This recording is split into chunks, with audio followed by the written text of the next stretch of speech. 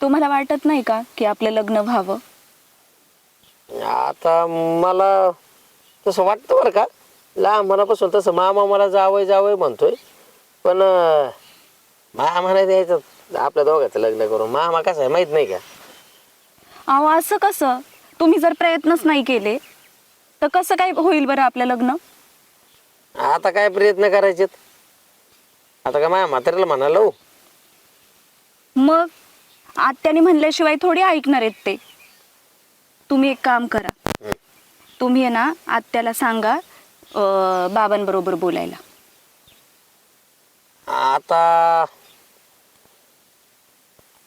तुझ्या आत्याला जरी सांगितलं ना तरी मामा नाहीच म्हणन.